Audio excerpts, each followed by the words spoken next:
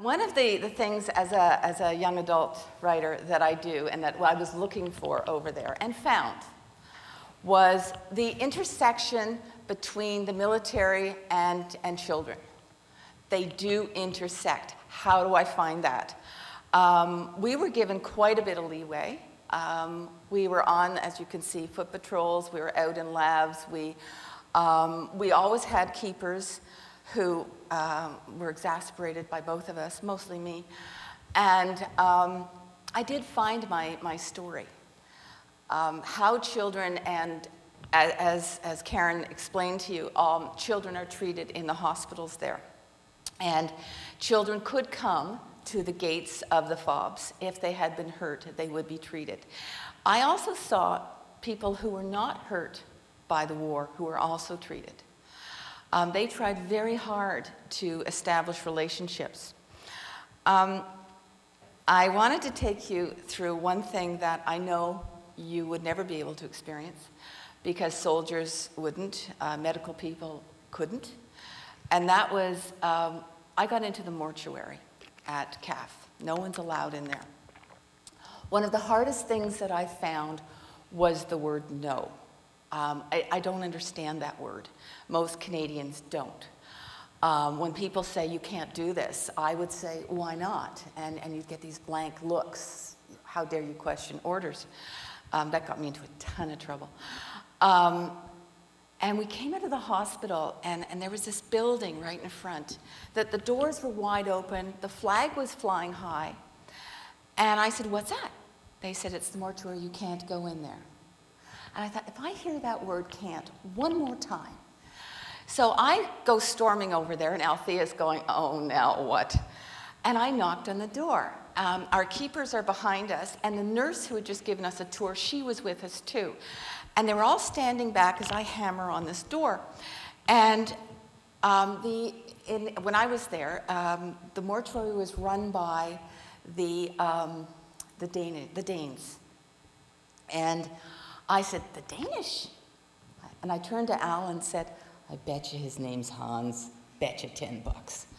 Well, the guy opens the door, and he says, his name was Hans.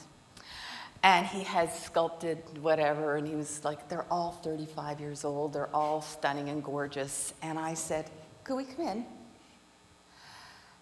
He just stood there and looked at us. He said, I don't know. No one's ever asked. And I said, could you explain to me what happens to fallen soldiers, please? And he said, and you could live all your life without hearing this line. I'll have to call Copenhagen. Okay, then. You do that. So Lars came along, and Lars said, well, you might as well step out of the sun. And we were in this alcove. And he said, I said, well, while Hans calls Copenhagen, could you tell us what happens here? And he said, sure. I guess no one had ever asked. And the next 20 minutes were the most amazing 20 minutes I've ever had. It was hard to keep him focused because everybody else started to cry. But I've spent a lot of time, whether it's in Belfast, in the West Bank. I've interviewed child soldiers in Uganda. I've spent a lot of time listening to really awful, awful stories. And I know how to put my face. I know how to put my body. The rest of them didn't. And I was going, just focus on me, don't listen, stop crying back there. And this young man explained to me how bodies are brought in and how this man, 35-year-old Dane, is left alone with a broken, torn-up body, often in pieces, and how he has to examine this body for mines.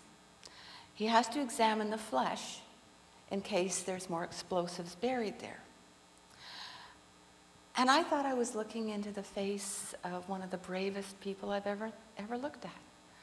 I thought that was amazing. And he was very gentle, very quiet. He took us through every procedure, over here is where we put the body. The respect that came out of him was astonishing. And I said, well, what about the Taliban? What if their body parts are all mixed up? He says, well, the Taliban go over here. I said, I see. He says, there's no war in this place. There's only peace. Then when it moves into the next room, waiting for the fallen soldier is a padre, his commanding officer, and in the next room, they pray. It's just the 3 or 4 of them, and they say prayers. And the next, it goes on like that, and I'm out of time. But what happened there was such incredible care, such minute-by-minute respect, that months later, Al and I were on the phone, and I said to her, that room was yellow, wasn't it? She says, no, it wasn't yellow. And I said, no, I think it was yellow. They painted it yellow. And she said, no, Sharon, it was like army gray. But that's the color I still hold. I'd like to go back and prove her wrong.